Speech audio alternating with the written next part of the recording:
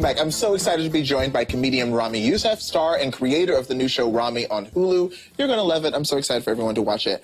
Hi. Hey. How you doing? Oh, I'm doing good. Right on. Something you talk about on the show is the disconnect between having a good day personally when, broader, like, everything's bad. The news is bad and everything, and it's in the context on the show of the Muslim ban. Yes. Why did you want to highlight that dynamic? I think it's really important to try and find, like, the human side to the headlines. Mm-hmm. And so things feel really catastrophic, and a lot of the time they are. But it feels important to kind of just show a small microcosm of the human experience within that. And sometimes that's not all bad, you know? And of course it's something that's really upsetting, but it's important to kind of try and find, like, a little bit of a silver lining. Yeah. I love that the show's set in Jersey City. I went to Rutgers. Which Rutgers? I went to Rutgers, Newark. You went to Rutgers? I went to Rutgers, Newark, too. Oh, my God. What did you study there? Political science and econ, but I dropped out. But because everyone always says Rutgers, and you think it's like the big New Brunswick with the sandwich trucks or whatever. And then I'm always like, Newark. I gotta like throw it in. No, Newark. My car got broken into a lot. But I loved Rutgers, Newark. I loved it. One of the most diverse campuses in the country. The year I went, it was the most. Yeah. It was like officially the most. Wow. But the Jersey thing is like, that's my favorite. Yeah. Like, cause it's actually harder to defend Jersey than it is to defend Muslims. Cause it's like cause Muslims people be like, all right, there's a billion, we know you're not all bad. But Jersey, all the shore, all the mob. Like, there's no nuance there. You gotta be like, no, I'm in North Jersey. Like, no, it's not. South Jersey should be its own state. No one buys it. Everyone's like, nah, man, just. This is my question. I mean, you ain't lying. When I moved because I lived in Newark, and then I lived in Jersey City for a while, the Hamilton Park neighborhood, which I loved. I was surprised. Like, I knew New Yorkers didn't like New Jersey. I was surprised when I moved up here that people in New Jersey didn't like New Yorkers. Yeah. Why don't people in New Jersey like New Yorkers? What's their deal? I think it's the whole shadow of the city thing. There's this like underdog thing going on, And I mean, that's kind of why I loved setting the show in Jersey. I mean, the show is like kind of nondescript Jersey. Like we see some physicalities of Jersey City, but I kind of wanted it to be a little vague. But what I really liked was, this idea that we're trying to show a group of people that hasn't been represented well in Muslims, but neither have people from New Jersey been represented quite well on TV. I mean, you think about our depictions. I mean, we have we got the shore stuff, and then we got the Sopranos, and it's kind of like, look, we're not all violent. Garden State is a violent movie. Okay. Yeah, in my opinion, very violent in a lot of the tonal choices made. Okay.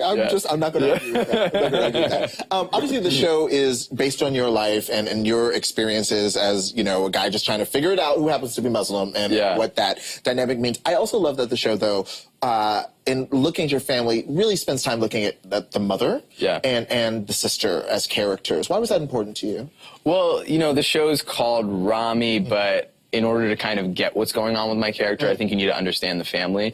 And so I was excited to really switch gears, and we have a couple of episodes that are fully in their perspective that I'm not even in, and I felt like that was really important. And a lot of times for a first season show, it's kind of like, wait, the show's called Ramy and you're not in 3 episodes. You're like talking to the network about it, and I'm like, and I bet you the ones I'm not in are going to be the best ones too. And they were really excited to do it, and it was it was just, I think representation isn't just like one character having a couple of lines in a scene. I think it's the opportunity to have moments in silence where something happens and you can see them digest something, and the camera's on their face and it's like lingering, and that's really like, okay, I get a character. So our show doesn't represent everybody, but that's because we're trying to take our time. And so like, I would love to make more episodes so we can really get into those and like linger with people, as opposed to like someone gets one line and it's like, well, oh cool, so they got this character, they got this. It's kind of like sometimes TV becomes this like algebra thing where it's like, okay, well, we got this one, we got this one, we got this one. So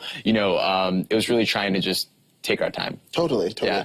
I was talking to a coworker this morning. My first name's Saeed, obviously. I'm not Muslim. I was actually a Buddhist. Whenever I get into an Uber, there's like a 50-50 chance in New York that my driver is going to be Muslim. And it's always guys asking me about my name. What's your name? Where's you from? And explaining it. The other day, actually, a driver ended up praying in the car, like during his morning prayer. Wow, It was very beautiful. And I was thinking about how these kind of small, intimate moments. Wait, he was praying while driving?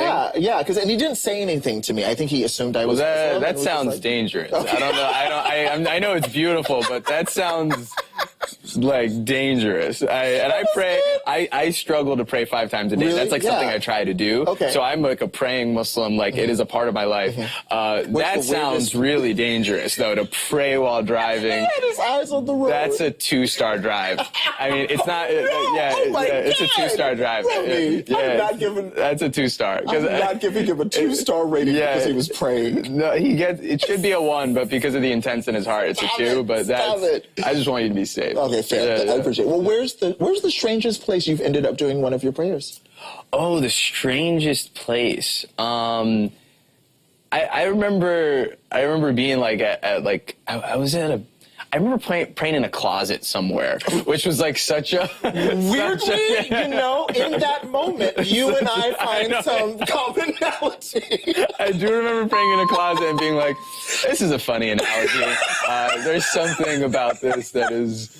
There's something here. Yeah. Incredible. For sure. But so many places. I've prayed in really beautiful places, on mountains. I mean, like, one of the most, amazing things about, being Muslim is that you can pray. You can, anywhere. We do 5 times a day. It could be anywhere. I mean, you don't even have to be, you could be Muslim and never step into a mosque your whole life. That's really what's amazing. You could pray today while listening to Beyonce. But, no, I would pause the Beyonce. Okay. Yeah. But I definitely would, pray and then put some Beyonce on, and then that would be a fully holy day, for sure. I mean, I get it. I'm really excited to figure out what she did, because I saw her live at Staples Center a couple years ago. Mrs. Carter show? Yeah, and, truly a holy experience. You're like, wow, I'm watching a human being at the top of their abilities. Yeah, absolutely. No, she's great. Whew, I just screamed the entire time.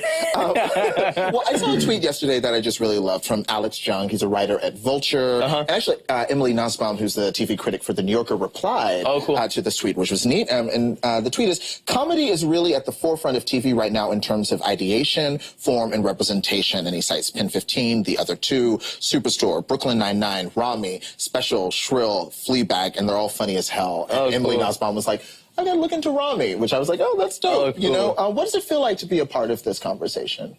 It's really exciting. I mean, to make a show that hopefully people watch is awesome. I mean, there's like 500 shows on TV, so I'm like, if anyone watches our show, it's amazing. But I'm just really excited to humanize Arab Muslims, and it's our scope is really limited, right? I mean, it's like the thing that I cover is an Arab Muslim family in North Jersey.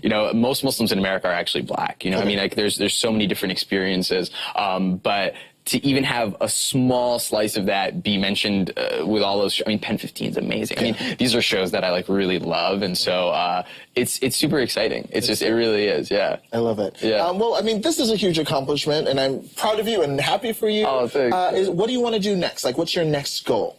I would love to just make more of the show. I mean, that's what I'm more really, like I said, there's all these characters and storylines that we haven't even scratched the surface of. And so to be able to really dive into that would be amazing. Yeah, that's the goal. I love it. I'm so excited for this. Oh, thank you, man. Good. All right. Thank you, man. Ramy, thanks for coming and hanging. Dude, seriously, be careful in those Ubers. It's just not... because I know what would I write as an explanation? I know we're all celebrating each other for our faith and stuff, but to be praying in the middle of traffic is I don't think God wants that. I think God will be like, please pull over, wait till Saeed's dropped off. But yeah. All right, accountability. I get it. Accountability. Yeah. Guys, Ramy premieres on Hulu this Friday. I'm so excited for it to come out. I think you guys are too. Up next.